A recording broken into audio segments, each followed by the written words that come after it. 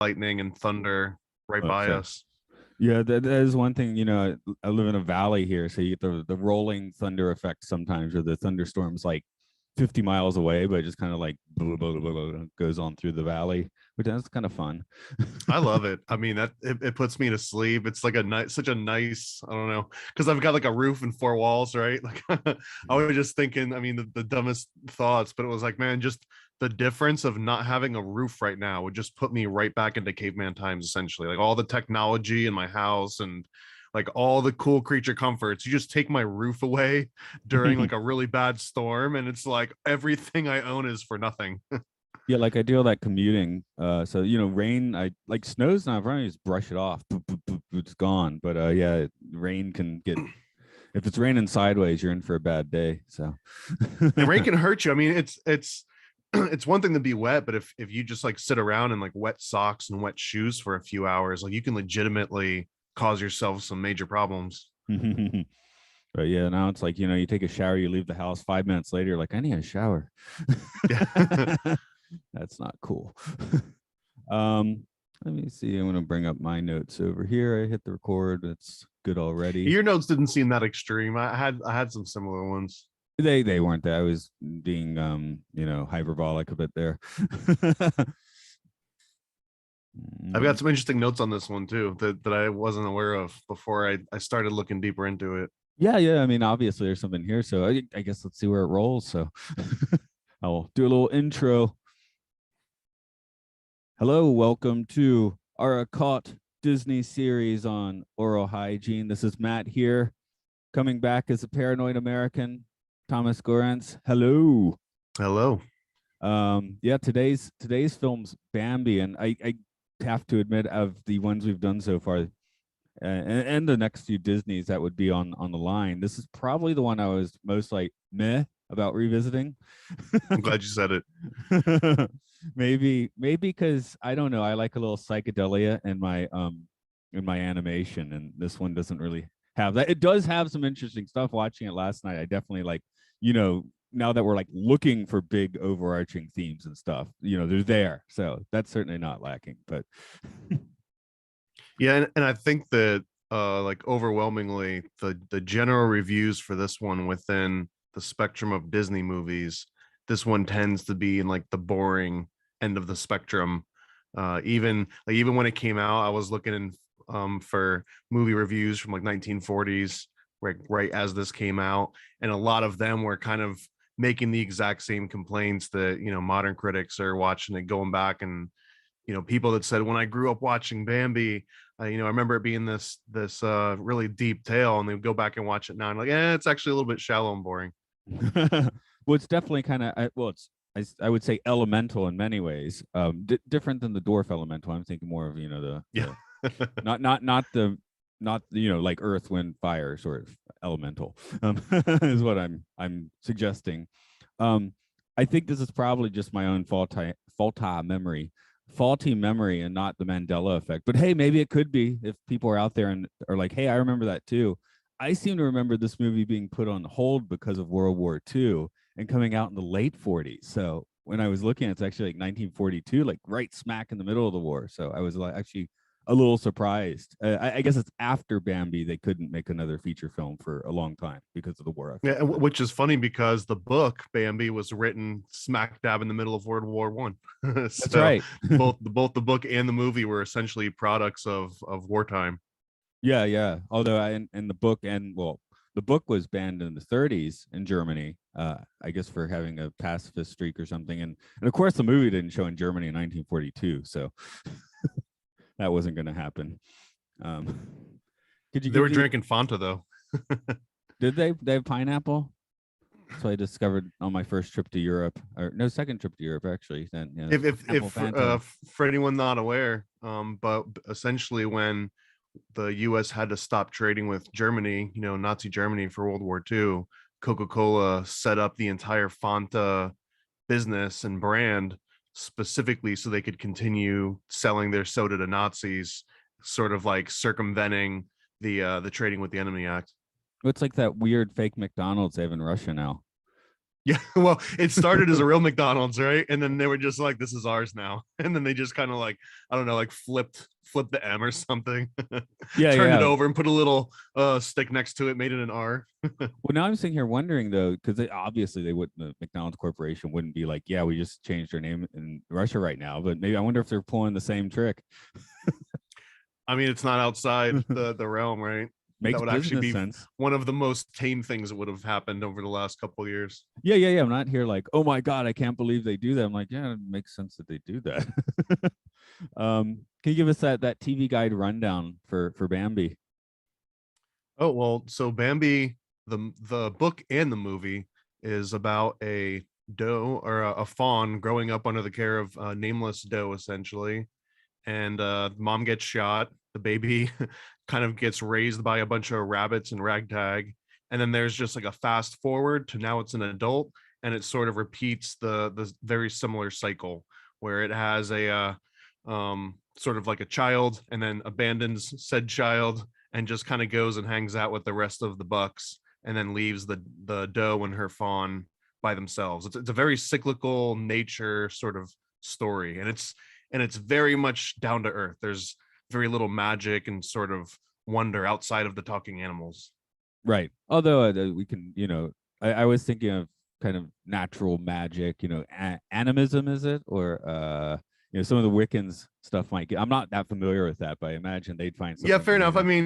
mean, essentially any nature magic you could say, because the entire movie takes place 100% in nature. There's no indoor scenes whatsoever, and I'm pretty sure that all of the animators that worked on it were basically like working in the zoo as they were working on this stuff. So they were everything completely in this movie was based on making it look as close to nature as possible. Yeah, they were bringing deer into the, I guess they're in the Burbank studio by this point. So, um, which was quite large. And I recently learned that when they built this Burbank Disney studio, this whole complex, it was built to double as a hospital. So if the Disney company failed, they just converted it to a hospital. But that gave them And like a lot. what was Disney going to run the hospital, or was going to go to like whoever was next in line to take over the rent? No, Disney was going to go out of business. So it was just, it's because when they built it, Snow White had come out, so that was a big windfall. But the company at that point was like no sure thing. Fleischer was busy biting it about that point, so it was perfectly reasonable that the Disney company could go out of business, and they just made sure. I think that was like the city's like request, like have this be multi-purpose just in case. It's interesting to consider what an America would be without a Disney. Like if Yeah, yeah. Disney had just flash in the pan, someone dropped the film reel into like a puddle or something. I don't know. And then Snow White just never happened. Wonder what today would look like, what our Well, media consumption would be. there's the story of Jimi Hendrix leaving the original mix of Axis Bold and Love in the back of a taxi cab. So they had to remix the whole thing like really quickly. But That I believe. That one I actually believe quite a bit. I've never well, heard that before, but it sounds instantly believable to me. well, the other one, I like to play along with music. And Hendrix, you got to down tune your Stratocaster a little bit because he had his down a step or so. But Purple Haze, actually, it's fine because he played on a Telecaster, which he didn't retune. But the reason is he forgot to bring his guitar to the recording session. It's just like, hey man, I forgot my guitar today. So yeah, it's weird, like these iconic things, like the bizarre behind the scenes. So, but yeah, the Bambi animators just got the bad end of the stick because some people got like nude models and they got deer. Yeah, you're gonna go hang out at the zoo. Yeah, exactly. Um, I guess I would say, especially the deer motion, like the way that they're walking, it definitely, yeah, you can see it like very easily on screen. Like that's an insane amount of work to make that happen. And I wonder, I mean, obviously anyone that's sat and probably like seen deer and watched them was even more impressed. But I wonder, like, for the target audience, how much of that really hand detailed animation was 100% necessary, Well, yeah, I mean, these are the first like technically these really are the first like cartoon animals on screen. Of course, they'd had all the Yeah. anamorphic thing, but like one of the guys that's sometimes on his podcast, Luke, said to me yesterday, because he's just gotten, he's a gamer, he just got into Kingdom Hearts, so now he has to like actually know Disney. He's like, well, Pluto just looks like a guy in a dog suit on all fours. Yeah, it's weird how like there's some dogs that can talk and some that are pets and others that have their own pet dogs. Like doesn't Goofy have a pet dog and like some of the comic books, I think. Yeah, yeah. So but yeah, the point being that before this it was all like, like literally like Mickey Mouse stuff. I guess Gertie the dinosaur you could say was sort of, well, even that not really, but this was the first time to really throw in some lifelike. When this is and Creatures. this one is the most widely cited for being like sort of a preview of nature for any little kid's first image of nature and animals, even almost to this day, is still kind of like this movie Bambi, if it's not the actual outdoors where you're seeing deer. Yeah, I'm pretty sure that that's how it would have played for me in a preschool summertime matinee where they just drag all the tots off to a theater. Go in there and shut up for a while, or don't shut up. We don't care. You're in the movie theater. Just leave me alone. Actually, yeah. I just I just had the finally had the experience because my daughter's 13. She wanted to go see an anime at the theater, but she was too embarrassed to let her parents in, so we just had to sit around the lobby. Fortunately, it was 6 to 8 minutes. But I was like, "Well, I'll go see Thor Couldn't you then." just sit at opposite ends and just pretend you were strangers for an hour? Yeah, no. I was like, "I'll go see Thor then," but it's like, no, no. The anime is only like 68 minutes, so that doesn't. So we didn't have to wait in the lobby that long, but that was my first experience with that. So Well, um, get ready for more. I'm sure that was just the first of many now. yeah, yeah, really. And I was going to mention too that in addition to this being a lot of kids' first foyer into sort of what the outdoors might be like if animals could talk, but there's also this Bambi effect, and I think that's because it was also one of these first widely known anthropomorphic cartoons that put like a face on animals. And the Bambi effect is essentially where people want to save any kind of cute looking animals, in particular deer, because of the result of this movie had people wanting to like stop hunters from hunting deer all of a sudden. Even back when it came out in the 40s, there was all sorts of movements to end hunting of deers specifically because of how cute they made Bambi, and a lot of a new wave of like veganism and vegetarianism sort of came through. And again, it was cited as this Bambi syndrome or this Bambi effect, where if if you've got like a cute looking animal, like no one really cared so much about like wild hogs or like chickens, I guess, because they didn't have the same cuteness factor as a little fawn and the doe, and exactly what Disney sort of emphasized in the entire movie and animation. Yeah, well, you gotta wait till Moana till they go chicken, I guess. Yeah. Although Even that, then, it's hard to make a chicken look really cute. yeah, I mean, I try if I see a spider on the street, I try not to curb stomp it, but because Well, I there's feel like really no that's just like a reason. normal thing for like anyone over the age of 8 to not be an absolute, serial killer deep down, or sociopath. If you're like searching out animals to just kill in your normal day, I don't know.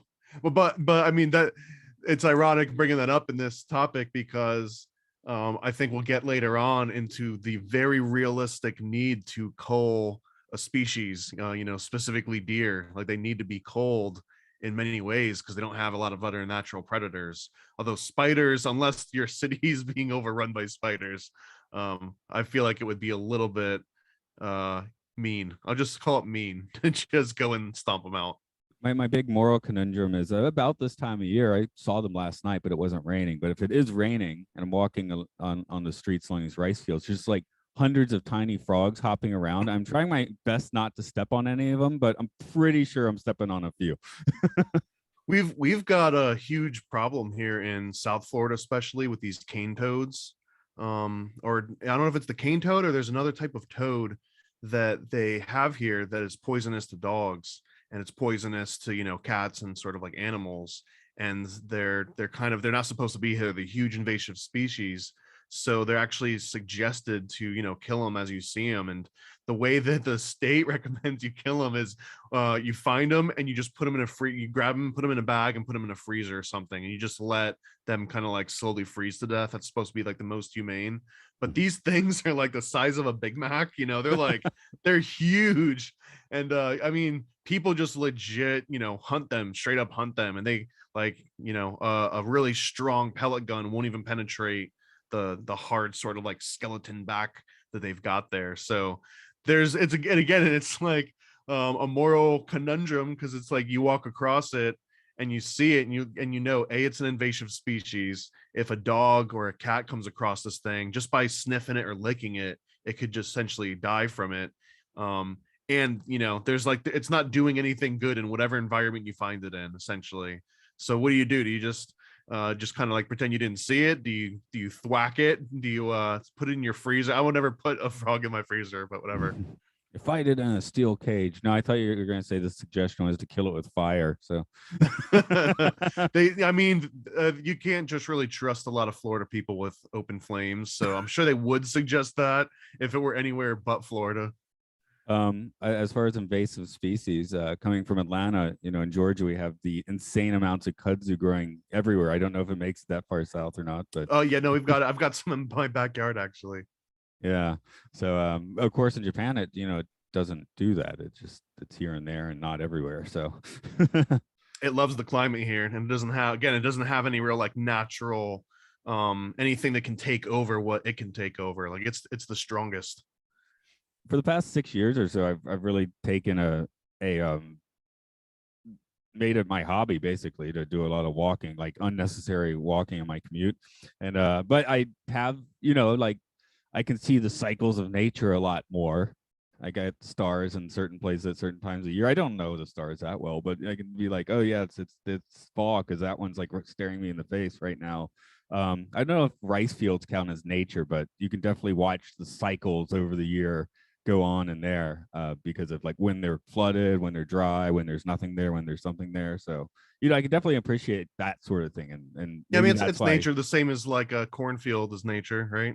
Exactly. Yeah. But yeah, just I guess something. Or orange groves. Hell, orange groves here are all over the place. Oh yeah. I'm in the valley of, you know, mountain range in Japan, so I got rice fields, right? But yeah, just in the past 6 years, I'd say in particular, because when I was a kid, I was a Boy Scout. I went camping, but I guess you're always in different places, and you don't, you know, walking through the same area, I think is kind of important to pick up on those cycles. If you're in lots of different places, you won't notice. So I said we could go on a whole tangent on the Boy Scouts at some point. oh yeah, sure. But first, what I wanted to do on this film is kind of like, I don't want to be like overwhelmingly negative. So I just want to throw out the couple things I don't like about this film, and I'm curious where you stand on these. Okay, issues. you're gonna front load the negativity. That's right. I'm front loading because then I want to basically drop it. So unless we, you know, find something else, but the voices are annoying. I kept saying Dumbo doesn't talk. I love that. One of the reasons is because Bambi's I find the child animals pretty annoying. And I think a large part of that, if you rewatch it with this in mind, the voices are not acting. It's just people talking. It's kids talking and it's adults talking and trying to say very normal, down to earth things that a normal parent or a normal kid would kind of say. They add a little bit of cutesy to it. You know, the Thumper's missing a tooth, so there's like a little bit of a lisp there. But the things that they're saying and the way that they're saying them are not cartoony in any way, especially if you compare that to sort of like the over dramatic acting that you've got in the previous films and a lot of the ones that came after this one. And I think that's a large part of it. The reason why it's so annoying is you're just hearing, you know, kids talk and people talk. So I had this weird thought, and actually I could make it happen here. Like Miyazaki films, you know, Totoro, amazing film. Great. They actually did get like name talent to do the English dub, and it just becomes horrible in the English dub.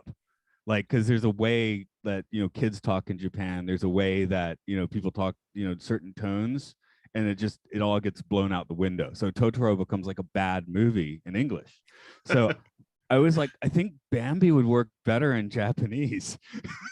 You might not be wrong, or at least in like German or something, in like a Austro-Hungarian or something closer to its native language, maybe. And yeah, Yeah, maybe English does ruin sort of like non-action rom-coms, right? If it's not an action rom-com or a superhero movie, then maybe English is dumbing it down a little bit. yeah, because Totoro has the two girls and the boy who lives nearby, and in Japanese, there's certain tones that all Japanese know because that's how kids talk in Japan. It sounds completely natural, right? So, Well, especially in the hardcore anime crowd, I think once you get beyond like just the introduction and watching Akira and Death Note or whatever's been, like easily sort of spread out, but once you watch all of the normal stuff and you want to like start watching more and more anime, it almost seems like there's a threshold where people start saying like, oh yeah, I don't watch dubs, like I have to watch it with subtitles, or I have to, like, I know enough people that are it's so in love with anime that they're starting to try to just learn Japanese so they can watch anime without the subtitles. I'm nowhere near that, but whatever. Oh, what was it? We got the Miyazaki. Oh, one I recently for another podcast watched Summer Wars. I don't know if you're familiar with that one. You have to remind me. Okay.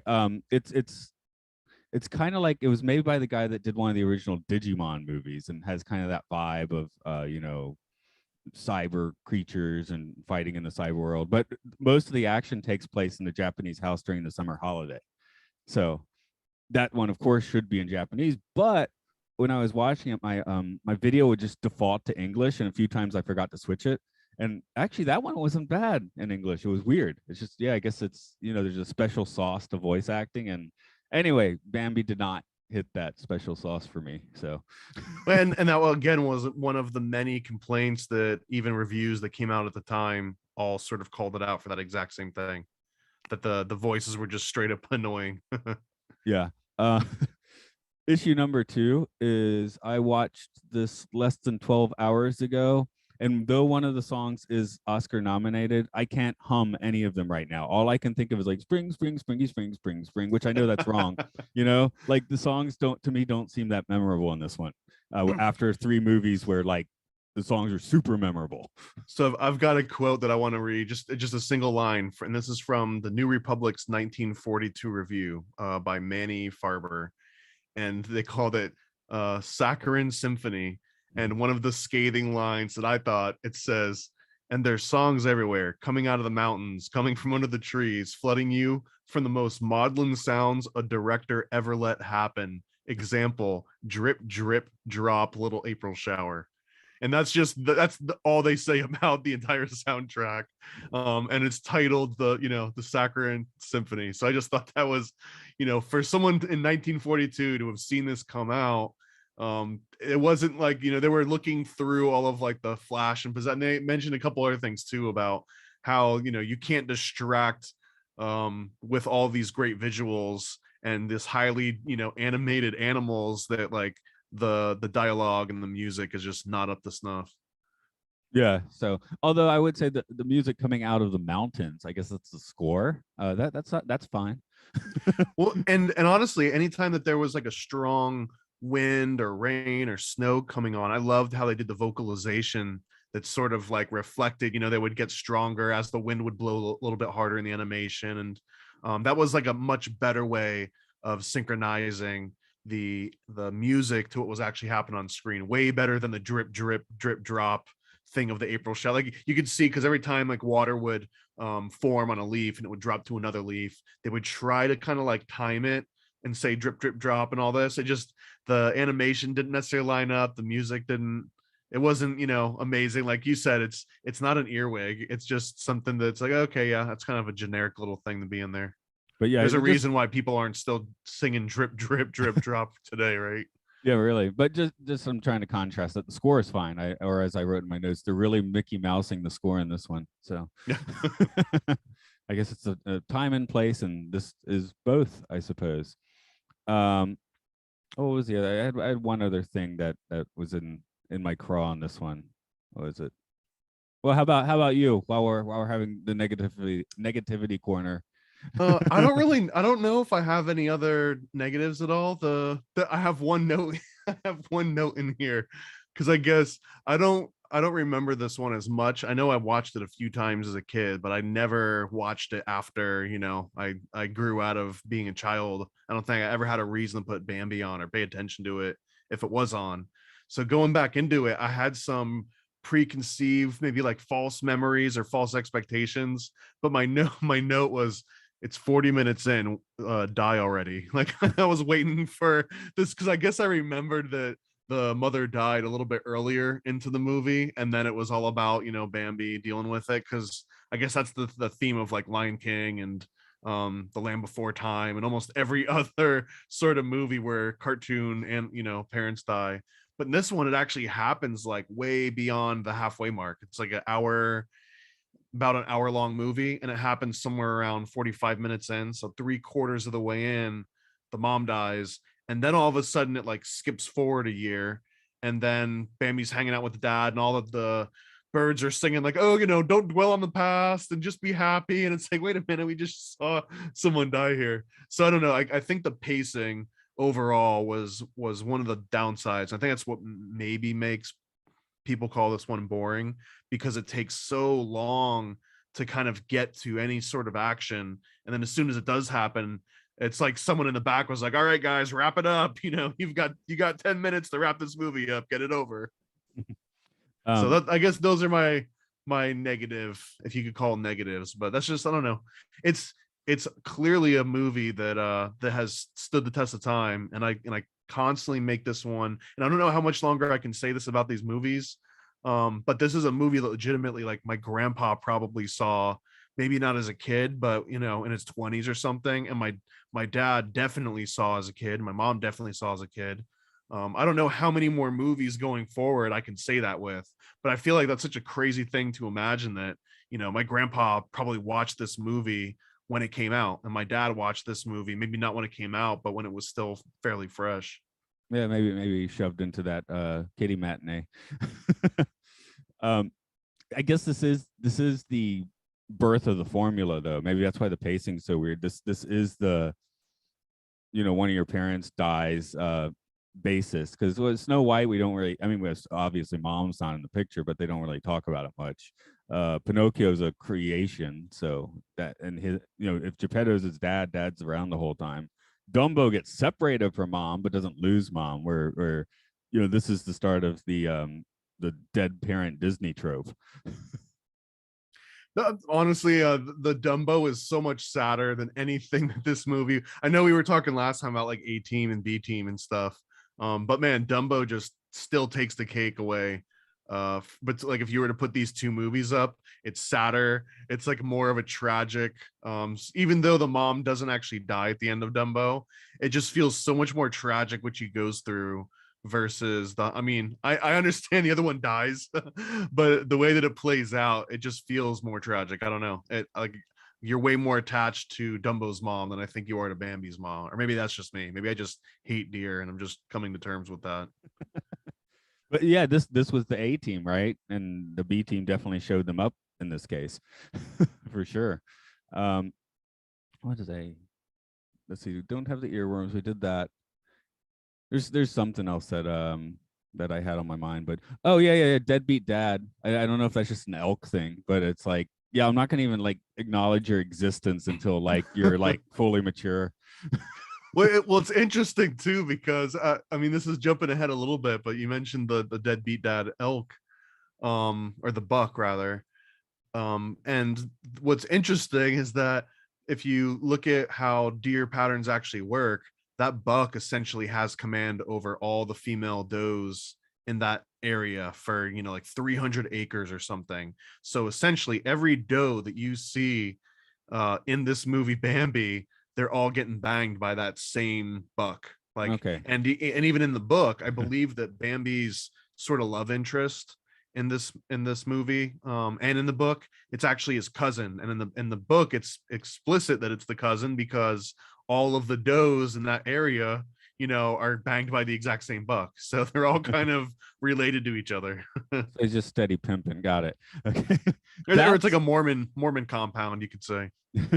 That's something that really hit me watching this last night. I'm like, I was starting to make like a few like ribald jokes. And I was like, wait, no, this movie is getting really horny all of a sudden. And I had a note too that it caught me off guard that Flower the skunk was actually a male after the year goes by, and then there's a skunk with a really deep voice, and I was expecting Flower to be a girl, but then they show a girl skunk, which I don't know, that one just caught me off guard. Yeah, the Thumper's um lady rabbit is especially kind of like weirdly disturbing for some reason. I guess because well, that might have been the origins of like not Jessica Rabbit, the Space Jam, Lola Rabbit, Bugs yeah. Bunny's sort of counterpart. Right. And now I guess we're up to Judy Hopps now, because there was lots of weird stuff on the internet. There's some weirdly specific thing with Judy Hopps on the internet that made no sense, but I can't. I did say it in, yeah, really. I said it in a different podcast, but or no, someone else said it in a different podcast, but I cannot recall it at the moment. But yeah, the internet takes you to weird places, doesn't it? Oh yeah, I just had to. Yeah. Oh yeah, I wrote, is this the incel version, the birds and the bees, and then the whole thing just like, no, we're gonna go there in this 1942 children's animated thing. I mean, it's just a cycle of life. No, minus, it is the movie version, at least, minus any animals doing anything wrong to each other. There's like one little fight where Bambi fights off like the new boyfriend of his cousin, now that you find out. So it's essentially him fighting, it's like a Hatfield McCoy kind of hillbilly situation where I'm fighting off my cousins for my cousin. and but that's like the most violent I think it gets, essentially, aside from the hunter coming in. But that's actually another one of the big criticisms that people had about the movie, and that was kind of removed entirely from the book, because in the actual book they do show just animals being mauled and being left for dead, essentially. And I think there's one point where Bambi gets into a fight with another deer, and it's just like, yeah, just leave me here to die, like this is horrible, I'm in excruciating pain. And that was intentionally written in because the story of Bambi was supposed to be about how cruel nature can be and how cruel man can be. But there was also humans that took some of the fawn in and like nursed them and treated them right, and then they went back into the herd and tried to tell Bambi, oh, these humans were actually okay, and then he ends up actually dying anyways. But there was like, it was a much deeper and more complicated story, and then the movie just turned it into all animals are harmless. And again, we're talking about like bunnies and deer here, so they kind of are harmless, you know what I mean? But it leaves out like there's no deer ticks in this reality. There's no like when the bucks fight, one of them just kind of like falls in a puddle and then scurries away, and that's the end of it. When in reality, sometimes they chase off all the other kids, and all of the other does, or all the other fawns, essentially just kind of like starve or have to then chase off the other ones. So it lacks all of that extra depth, which in turn again turned into this like vegan movement and anti-hunting movement even when this movie came out. Yeah, no mange. There's no mange, everything's like super cute, again the Bambi effect, right? Yeah. Oh, I just have to throw in this note at some point, that in Tokyo, I mean, it may or may not still be there. It was still there about 5 years ago, but yeah, there's a restaurant, Bambi, and it's like Austrian themed. So I always thought that was like highly entertaining. And I had to look this up too, and Walt Disney World in fact serves venison on property. So you can actually watch the movie Bambi on Disney property and then go and order deer and eat it in the same day without leaving the park. Is it a Bambi themed restaurant though? It is not a Bambi themed restaurant. It's the Brown Derby. I think it's the only place in the park that serves venison, but I felt that was because I just wondered, like, does Disney World serve deer anywhere? And yep, they sure enough do. I'm just scrolling down a bit. Oh, maybe this is like where you're talking about the pacing. Yeah, it's like this movie focuses. It's an early film focus on Campbell's hero's journey, but just mostly gets distracted, like literally in the bushes. Because it definitely, I mean, like you said, the Lion King like beats it out, not paces it out much better, I should say. Well, big things happened in the Lion King.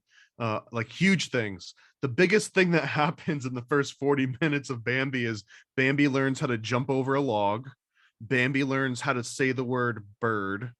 Bambi observes the mom doing stuff. Bambi watches other animals doing stuff. Like there's not like these huge epic things that are happening. Again, this is one of the, this is Walt Disney kind of like finding their footing and experimenting and seeing what works and what doesn't, because no one else was doing this still at this time. But it kind of missed the marks in some of those regards, especially if you compare it to after they nailed that formula of the Lion King.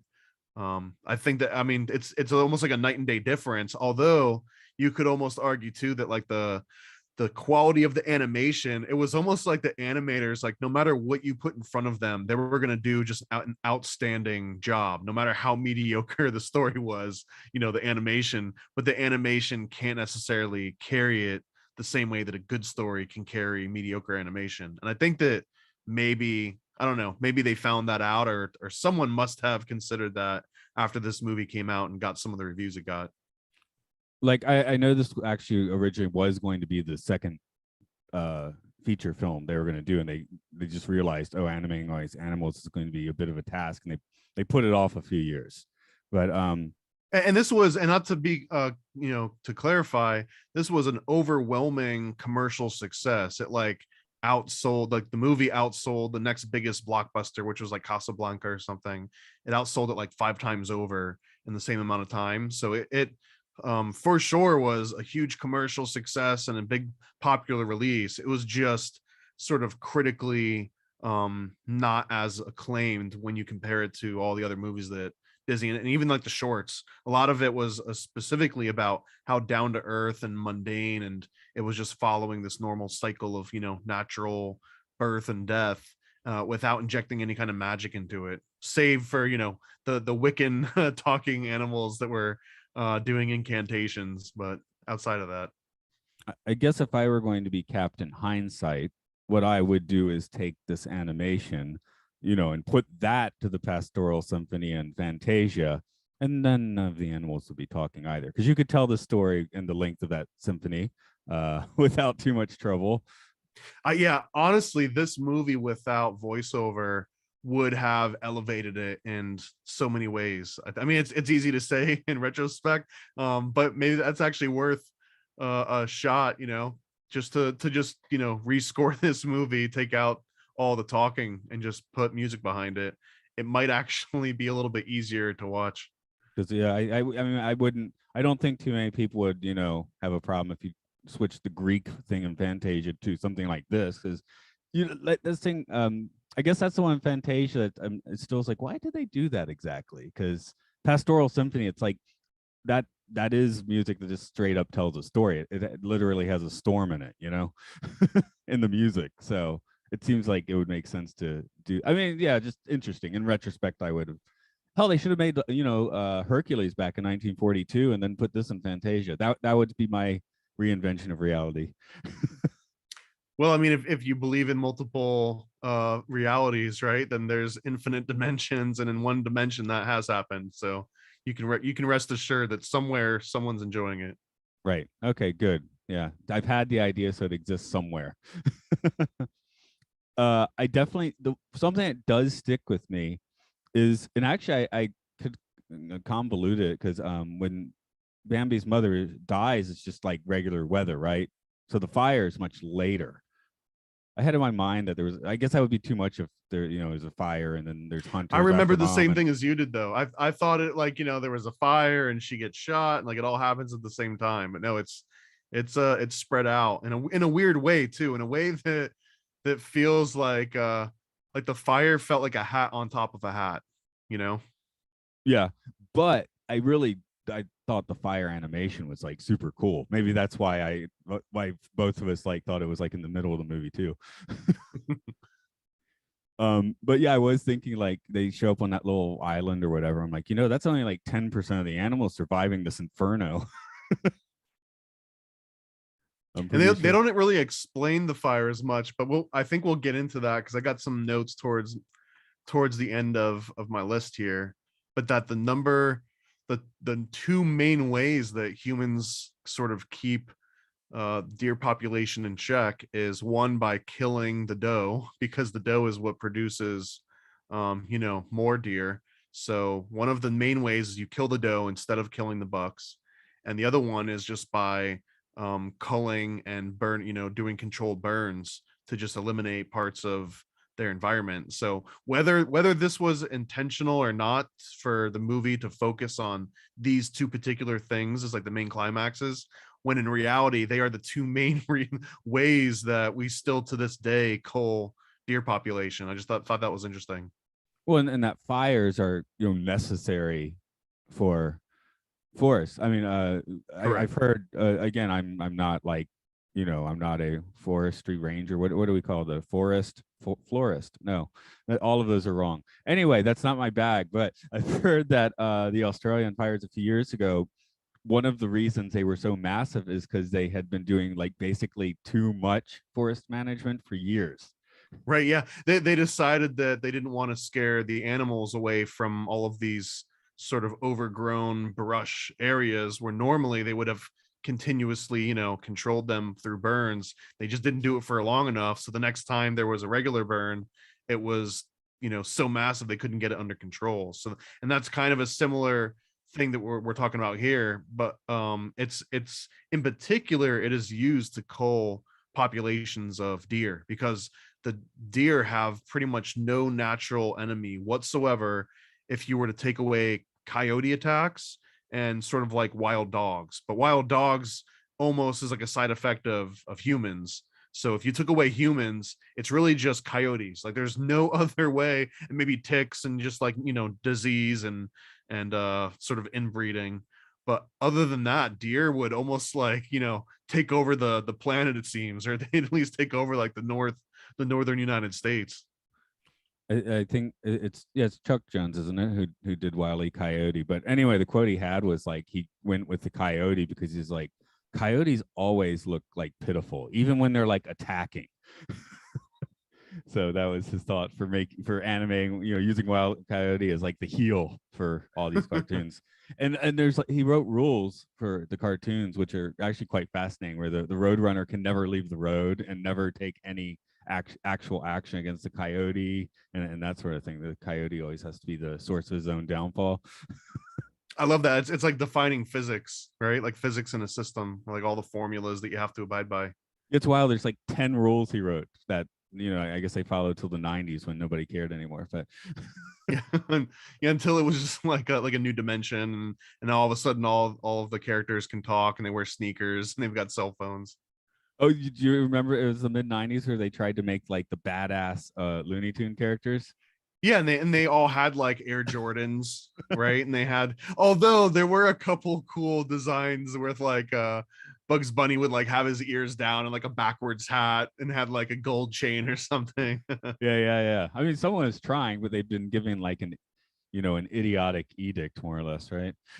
I feel more than anything that someone probably was like violating, copyrights and trademarks and just making sort of new renditions, like hip ones. And the companies were like, we need to get ahead of this, and they started to like embrace it and do it on their own, just because they didn't want people infringing on it and sort of like selling all the good stuff.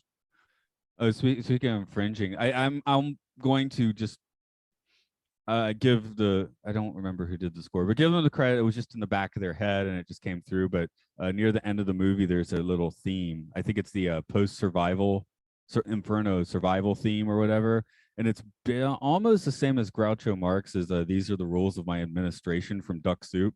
So I thought that was kind of funny. I actually saw Duck Soup recently, within the last year.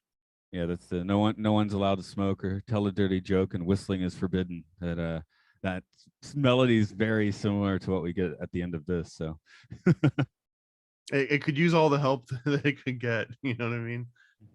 And this was also the first major Disney movie to this point. I mean, we're just counting what, two before it, but that didn't necessarily come from some sort of a fairy tale, or based in a fairy tale. It was based on a book, but this book was not necessarily a fairy tale. However, what I found was interesting is that one of the guys that helped translate it from its natural language was this guy that was a Soviet spy that then defected to the United States, and I think he got like awarded by Ronald Reagan or something for being like a defector back then.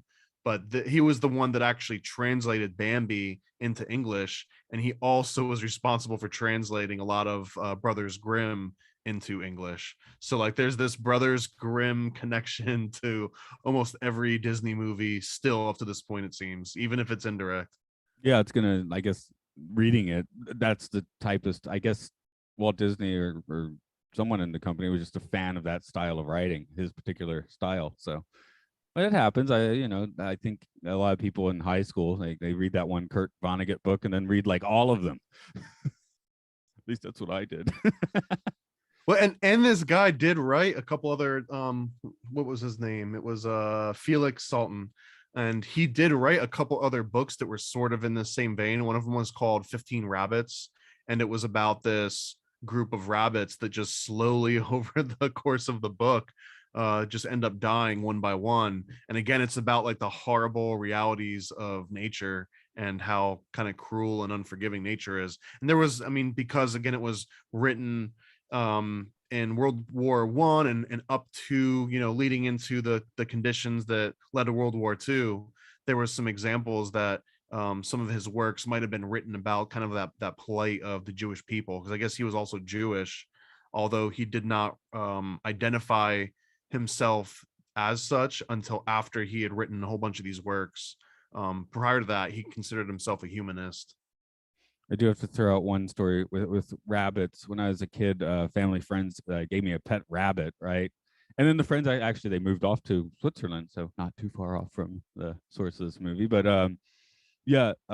Anyway, the rabbit, my parents were like, oh, he hopped away. He's gone. Of course, they were lying to me, but that's a long-term gift to give someone. That's not like a goldfish. You know what I mean? Like a rabbit stays around for a while. It's like a decade, isn't it? Well, not in my case. It hopped away, right? So yeah. Go forward a decade. They've moved back to the States. We're having dinner, and they're like, "Whatever happened to that rabbit?" My mom's like, "Oh, the dog next door gave it a heart attack and it died." I was like, "What?" Like 17 by this point or whatever. Yep.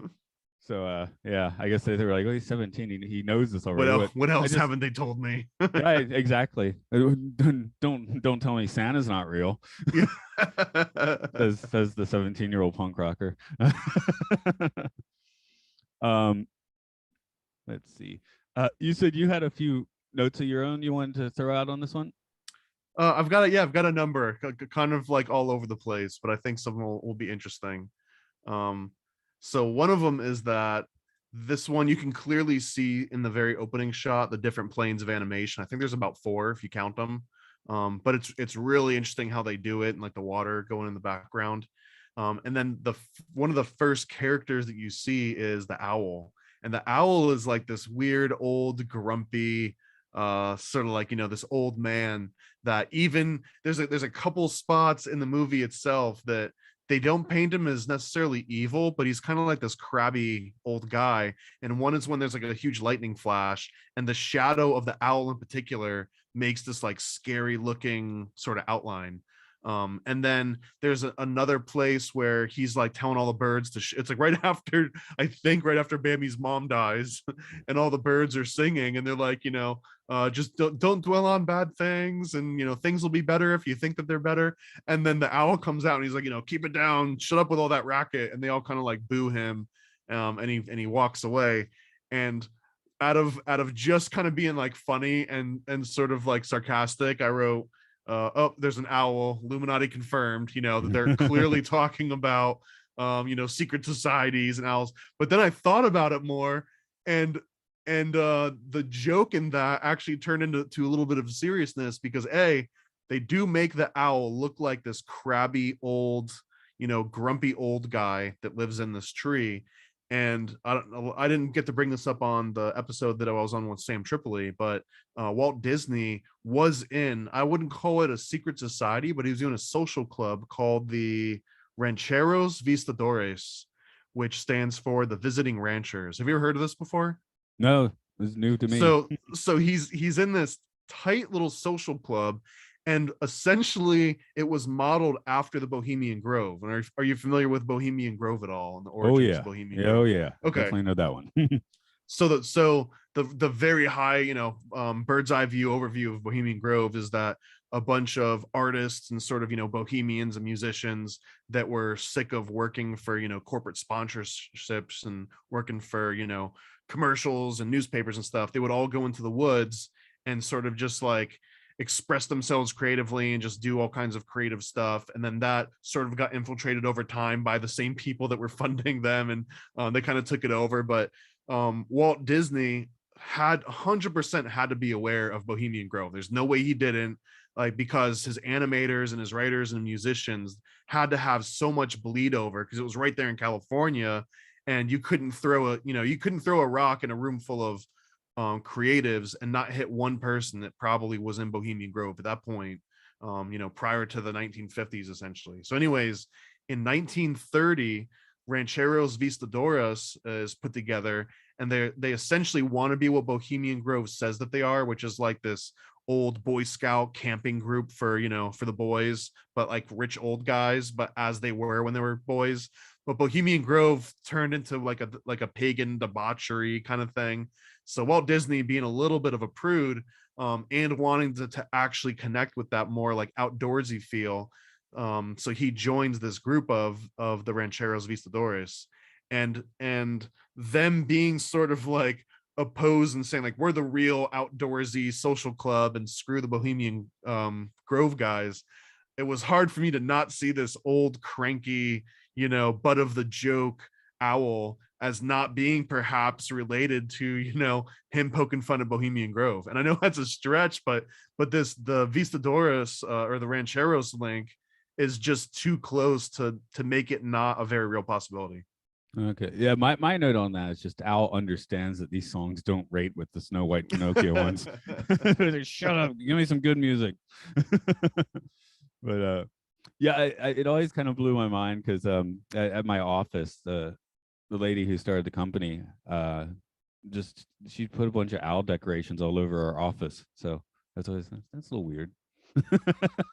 It gives like a weird feeling, like I'm watching you, right? Oh yeah, maybe that's it. And after recording a podcast, because my buddy I actually work with, sometimes we'll record in temples, and we did some movie or Twilight Zone or something.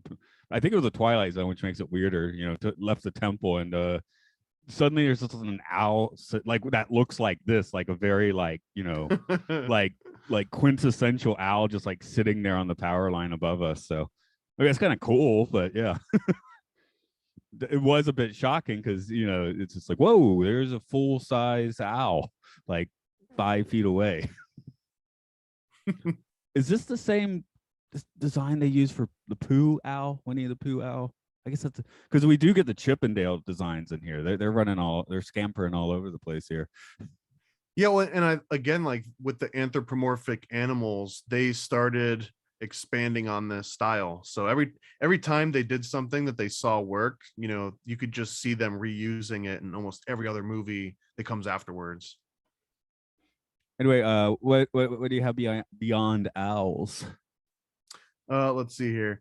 The thumper quote has to be the most quotable part of the entire movie, which is the whole, if you can't say something nice, don't say nothing at all. Is this That stood actually the out to me of source? like that. Well, this is, I mean, that's the quote that Thumper says here. And to me, that's the most quotable line in the entire movie. That if you hear anyone ever say that, it pretty much comes from this Bambi movie and from Thumper saying at that point. And it was just, and also just to be like kind of a grammar Nazi in a way, but it's technically a double negative to don't say nothing at all. So he's technically saying if you can't say something nice, then go ahead and say it. Maybe that's the subtle, the subconscious message coming through. So what else I got here? That apparently, oh, so there was a code. So speaking of owls, I did I was trying to do some more research into finding out like, did the I mean, I wasn't expecting anything to come up, but was the friend owl, which is his name, related to Bohemian Grove in any way? And one of the search results that came up was People also ask, did Walt Disney stomp an owl to death? And I had to click on this Oh yeah, you sent because me that. first I was wondering how many people are actually asking that. Like, I've never asked myself that question in my life. Did Walt Disney stomp an owl to death? Why would that even be such a popular question that was being suggested at the top of Google? But sure enough, it mentions that when he was a young child living on an orchard farm, or living in Missouri, and he was nearby in an orchard farm, he crept up behind a brown owl, and I guess when he tried to like sneak up behind it, and when he did that, the owl freaked out and started like clawing at him, and he threw the owl to the ground because now he's freaking out because owl's attacking him. He threw it to the ground. He stomped it to death. So Walt Disney, at a very young age, did in fact stomp an owl to death, unprovoked. He snuck up on an owl unprovoked and stomped it to death. So now anytime I see an owl in any Disney animation, I'm going to think a little bit deeper into the motivation of that owl character. Yeah, I was just looking, and the poo owl is just a slight modification from this one. Cued it up just a little bit, but basically the same design. Yeah, I took out a deer with a car, as one does. Athens, Georgia. It was a foggy night. Driving my girlfriend's car, and we hit it, and we didn't have money because we were college students. So I fixed the car with duct tape, like the headlight fell out. I guess I did an okay job. It worked for like a month or two, and then the car engine exploded. I mean, honestly, I mean, I grew up in upstate New York, and it was such a common story. I knew, I mean, my family knew multiple people that had family members that died because they were just driving at night somewhere, and a deer jumped out in front of them and killed them both. Just, they drove off, or it was just like a high impact. Because again, if you're driving 60, 70 miles hours in the dark, and all of a sudden there's a deer right in front of you, I mean, there was really nasty stories. So there's people that grow to like just absolutely hate deer, because like that deer, literally, it's like that deer killed my paw. You know what I mean? And they're not joking, like they're actually serious about it. And a lot of friends and family that specifically hunted deer to eat. That was their main diet for a large, at least through hunting season. Venison was like the number one protein for all the meals. So there's a very different sort of perspective on people that grow up around plentiful amounts of deers, and then maybe someone that's just like watching this movie from a city or something that's never actually seen a deer before. Because deers are cute. Again, this Bambi effect, right? Like they're so cute and helpless and harmless looking, but they're absolutely sort of a nuisance species. Yeah, yeah. Like I said, I was a Boy Scout. We'd go camping the Georgia part of the Appalachians for the most part, and deer everywhere. So you'd have to watch out for that stuff. Actually, it's funny. We don't see quite as many wild animals in Japan. I spotted my owl. We also did a podcast where a fox came up. That was pretty trippy. But That sounds awesome. yeah. But So I you remember. could start shooting a Disney movie of your own pretty soon. No, I was gonna say when my wife and a couple of her friends visited America, and they were at my parents' house, and my parents have a big glass door at the back, and outside is the backyard, and they just saw like there's like a chipmunk or two and a squirrel, and they just started like squealing like little girls watching a Disney movie, like ah. We're like, that's just the Nature. backyard. Yeah, that's just the backyard, yo. And even in Japan, a girl I was dating a few years earlier, we did spot a squirrel near a temple in Japan. She was flipping out because now I understand. Yeah, it is kind of rare to see that, but it was like I hadn't been in Japan. I'm like, yeah, it's a squirrel outside. What's weird about that? But who knows? Maybe I start squealing now, looking at my parents' backyard, since since I haven't been in the States for so long. So I do want to go dig deep a little bit more into this, sort of like the killing of deer and the overpopulation of deer, because I found a couple interesting notes that might be good for just fodder to talk back and forth about. Yeah, for sure. So I was looking up, because first of all, they kill Bambi's mom, and apparently even when the movie came out, a bunch of hunters immediately started, I wouldn't say protest, but they were like writing to Disney and like writing into the paper like, oh, I've got these opinions that are really strong. But one of them was that the hunters do not kill the doe at this point of time in the year. It was kind of like against hunter etiquette, but it was also, I think, might have been against the law at the time, even in the 40s when the movie came out, that you wouldn't necessarily kill it until the doe or the fawn had completely weaned from the doe. So I was interested in like, well, how long is that? And it's about 2.5 months. So it is a little bit morbid to just consider like, murdering a 2.5-month-year-old's mother. And they're very real, like the scene where Bambi's like running away and you hear the mother get shot in the background and it's like calling for the mom, like that legitimately seems like something that happens very often in just like the normal day-to-day of kind of culling and hunting of this of deer. And again, like I was mentioning, and there was a report from Michigan State University 2020, and they essentially mentioned that there's a decline of people that want to hunt because there's like a growing sentiment of animal sentience and vegetarianism, and just the people that do the classical hunting are just fewer and fewer that they've ever been ever before in history. So you match that with the fact that again, deer have no natural predators outside of coyotes and humans, but with humans backing off a little bit, it's not like coyotes are just automatically coming in and filling that space.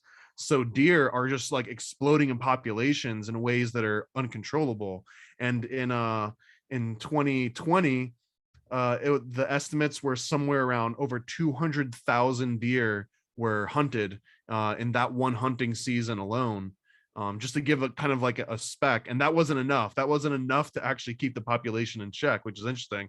And I was just trying to think to this to its most logical conclusion of like, let's say that like no one wants to hunt deer anymore. Let's just say that everyone watches Bambi and says, that's horrible, I'm never going to eat meat again, and everyone just goes on a full vegan vegetarian diet, right? Well, now all of a sudden deer are not being hunted by their number one predator, which is humans. So their population continues to explode. But then there becomes a point where so many humans are now relying on vegetables and say corn and fields of corn. But now the deer become like the enemy in the fact that they come and eat all the corn. And now if there's not enough corn to feed people, deer would very realistically be starving people to death because they're eating the corn meant for the people, because the people are no longer eating the deer. You know what I mean? Like it's this weird sort of like, where does it end mentality. And then I was also thinking of, well, let's just say that you build fences up around so that the deer can't get to any of the corn anywhere. Well, then you're just going to sit here and watch just like massive number, like literally 500,000 deer, 500,000 deer just starve to death slowly. So where is the humanitarian aspect of this? Because it's not just like let nature handle it, right? Yeah, I guess I'll have two responses. One is I actually did kind of pick up that it didn't seem like the right time to be killing the deer, not because I know anything about hunting, but it didn't feel like the rabbit season, duck season, Warner Brother cartoons. Right. They didn't have a big post notice posted. Right. Yeah, no notices. The other one is, while you were talking about the deer eating the corn and like kind of taking over, I just had this replay of 1968's Planet of the Apes, but with like deer in the place of the apes. You damn dirty deer. But it's even harder because like the deers are so cute, right? And they look so helpless and harmless. They're just eating leaves, they're not like attacking you and throwing you in jail. They don't even have opposable thumbs. But like again, considering that whole like the Disney or the Bambi effect, where people all of a sudden want to protect and prevent people from hunting deer just because of how cute this damn cartoon was. It's an interesting topic. I don't know, it's a very interesting topic to me that that without humans, deer would literally be just like running things in the North United States essentially. And Yeah, that there's like, they very necessarily have to be murdered essentially. I mean, all of the research and all of the university reports and everything seems to point that like we absolutely need to be murdering at least 250,000 deer on average per hunting season, otherwise it gets out of control. At the So same there's so time, though, there's this movie does lay out the, things have to die, things have to change. I mean, they make the hunter look horrible, but everything else is we'll just natural multiply that cycles. times 250,000, right? There's 250,000 Bambis played out every single year. One other thing, just watching this movie is at the end, you're like, oh, Bambi's badass. How can anything named Bambi be badass as he's fighting the other elk and stuff? I do find it fun how now Bambi is now a Well, they man should have at deer, least a called deer him man. like the Big Bambino or something, right? Yeah, yeah, yeah. And the adult version could have had like a Brooklyn accent. That would have been awesome. Yo, Bambi's here. Yeah, I could dig that. Um, what is this has been a kind of a running theme in podcast that I do recently. What is the largest animal that you would take barehanded in a steel cage? Probably a field mouse. Okay, that was asked at the company dinner. Actually, and someone was like, "An ant." Yeah, yeah. Actually, I want to revise my answer to an ant if That that could get counts annoying as an though. Yeah, animal. you squish it or something. Yeah, it's just fun when people are like, could I take a panda in a cage? I don't know. A lesser panda. I could take on a lesser panda, maybe. I don't know. That I that feel like wasn't I my just don't answer. have anything to prove. like Yeah. like if I truly need to exert myself over nature, I've got 10,000 years of history that shows that I can basically take care of any sort of natural thing as long as I can plan for it. I want to bop down your notes while we still have a bit of time here. So I had a couple of quotes from the original book that was left out from the movie, and I think it makes a really good point. I've got two ones that I can read here. So first, in the course of just 2 pages in the original book of Bambi in the Woods, a fox tears apart a pheasant, a ferret fatally wounds a squirrel in a fight, a flock of crows attacks one of the rabbits, and one of Thumper's friends essentially, and they leave him to die in excruciating pain. And this is just within 2 pages of the book. And then also towards the end of the book, I mentioned this a little bit earlier.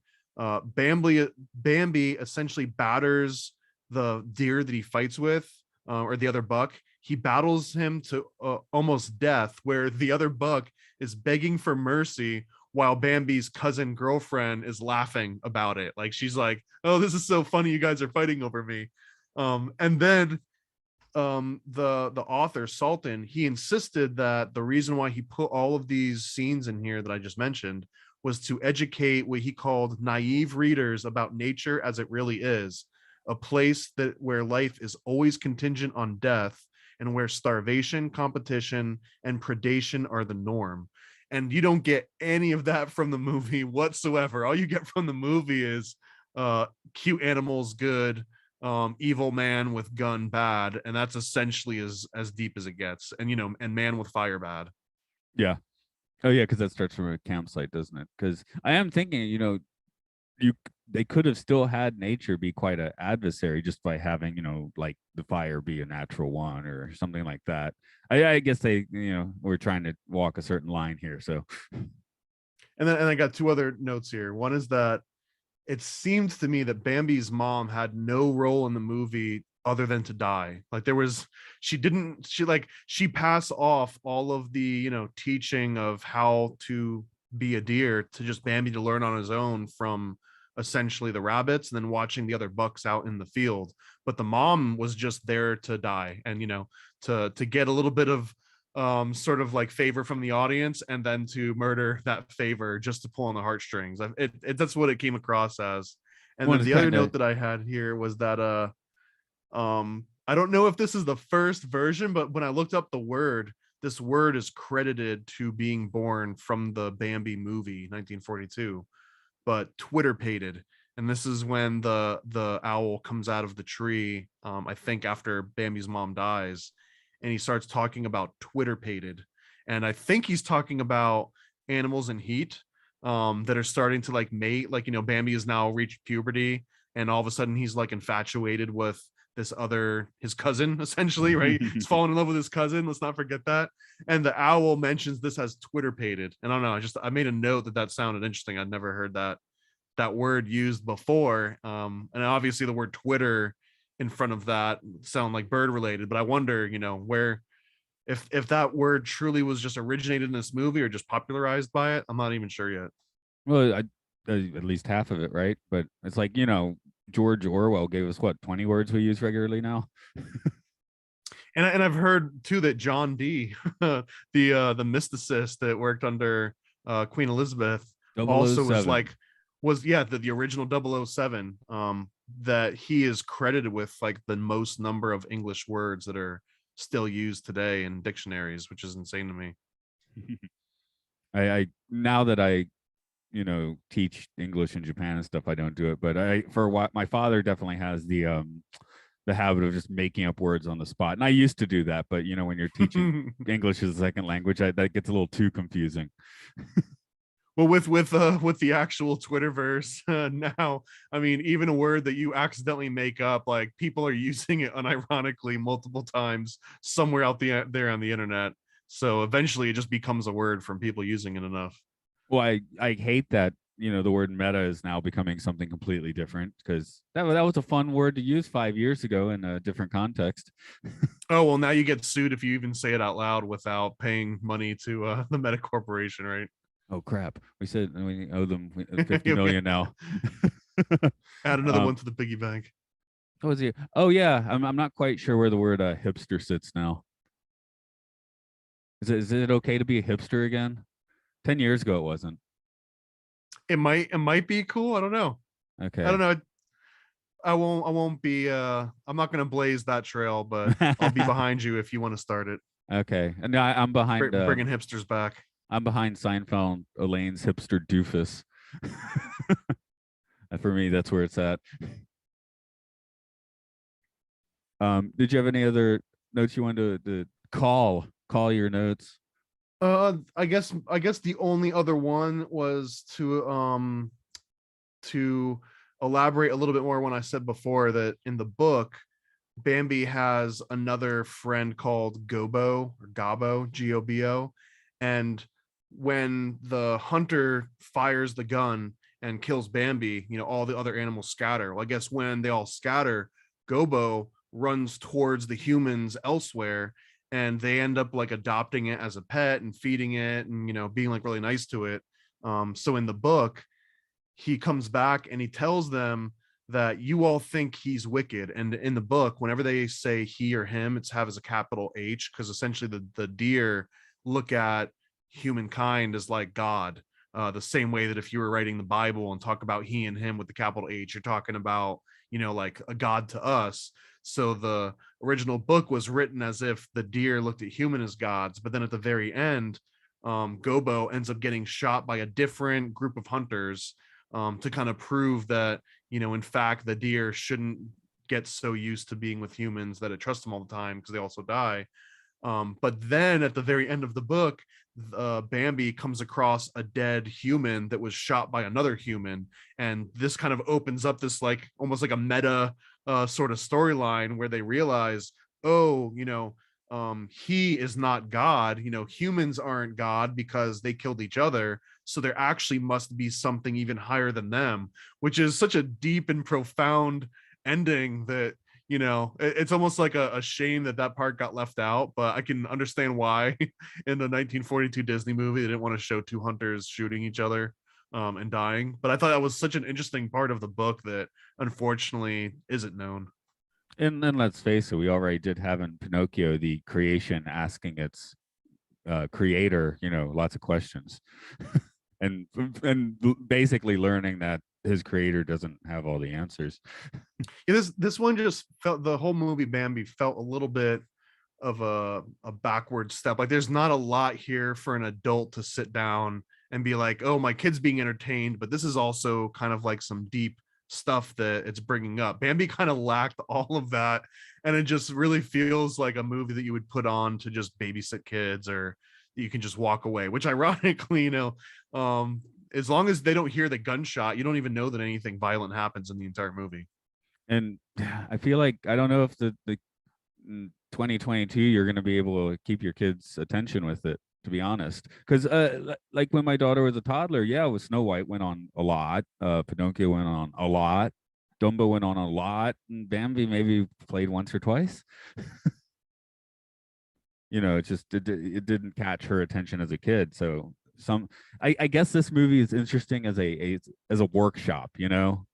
Like in music, it's like that weird follow up to the massive hit album where they just try out, like Fleetwood Mac's Tusk or something, where there's some real interesting stuff there, but it just goes all over the place. And Yeah, they got like coalesce. unlimited budget and they hire like all the best of everything, and then it comes together and it's just like, oh yeah, okay, that wasn't that great, was it? So I guess it's the special sauce, but yeah. Or again, if this is the worst feature film that Disney had to offer in its first 20-year run or so, that's doing pretty good for itself, I think. Yeah, and again, commercial success by any definition that you can come up with, it absolutely blew everything else out of the water. So in terms of getting people into seats and selling tickets, and the fact that we're still talking about it now, how many countless movies haven't even been watched, you know what I mean, or talked about compared to Bambi. I mean, there's probably like, no offense to the podcast that we're on, but I guarantee you there's at least one other podcast out there in the world right now that's also talking about Bambi. That's how popular this movie is, right? Right, Like the exactly. chance of that happening is non-zero. I was just sitting here thinking, because now Disney kind of runs that with, say, Pirates of the Caribbean sequels or whatever. And I checked out after the third one on that series, but I'm like, in 50 years or more, 70 years, are people going to be talking about the Pirates series? I mean, probably. Yeah, that's going to be a weird conversation. Maybe, I don't know. It's a good question. I don't know if Yeah, they really will, because yeah, I'm not sure. It's more of a Johnny Depp spectacle product of its time, way more than, I mean, without question, people are going to be talking about Bambi in 100 years. Like I would put plenty of, because it's like a thing that's going to come up in every animation school 101 from now until the end of time, essentially. Like Bambi's going to always come up. Pirates of the Caribbean, it might come up in like a footnote of weird like American pop culture like trivia or something, but I don't know if it has that like test of time quality to it. Yeah, I don't think people are going to be talking about the way people. No, they might talk about how the legs move in that movie because of Johnny Depp's weird walk. But yeah, or not, I don't know. But yeah, I mean, it's all, yeah. This does, I guess, as a workshop, it's fascinating. So it at least has that going for it. I guess we will wrap it up for today then. So tell people where you're at. Oh yeah, that's right. I do things. Paranoidamerican.com, comic books and coloring books, and working on a couple of games for maybe later this year, early next year. And I worked at Disney for about 10 years in the post-production building at Hollywood Studios here in Orlando. So if you're wondering why we're, two grown men are still talking about Disney, that's at least my excuse. I don't know what Matt's excuse is. I got a DVD folder right here. That's my excuse. Okay. Okay. I think I've shown it to you before. There, I got this.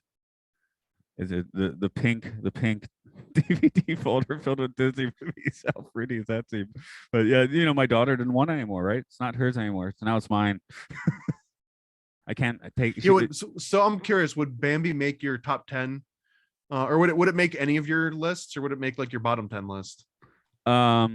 It'd probably be right smack in the middle, because there's definitely some films that are. I think that's how I started this podcast, right?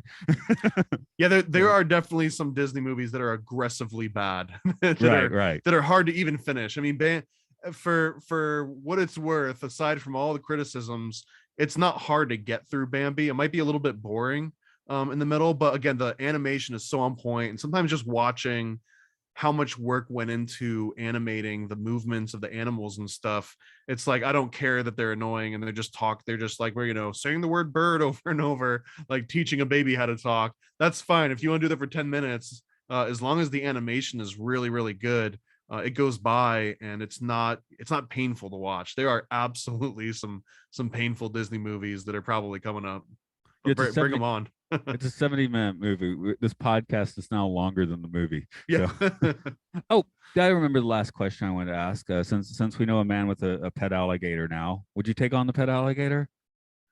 I don't know. I mean, no. I mean, by choice, no. Although Although if there's like a if alligator was the thing you put me up against, specifically the size of one's alligator, there's way worse things that you could put me up against, especially since you can just turn an alligator on its back and it'll fall asleep. Or if you could just get something around its mouth so that it can't open its mouth, there's not a lot else that it can do to you. Now, if you approach it in the water, then you're absolutely screwed, and there's almost nothing that you can do if you're like, get caught off guard on like a riverbank or something. But if you're just like, if you put me in like a pen with another alligator, both on the ground, and there's no water anywhere, I give myself at least a 30% chance, which is good, which is very good. Yeah, yeah. No, I might have mentioned before I taught environmental education and basically the swamps of South Carolina, and I'd take kids around on hikes and stuff, and it wasn't the alligators I was worrying about so much because they were just usually chilling, a few meters off the side of the trail. It was the snakes, right?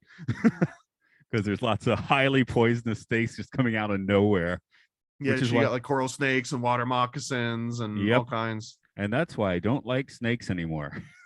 Because I remember actually same family friends gave me a rabbit. Their son had like a boa constrictor, and I know it might have been the same evening. I had the boa constrictor like all on my arm, and I was oh, that's cool. 5 years later, after doing the environmental education job, no way.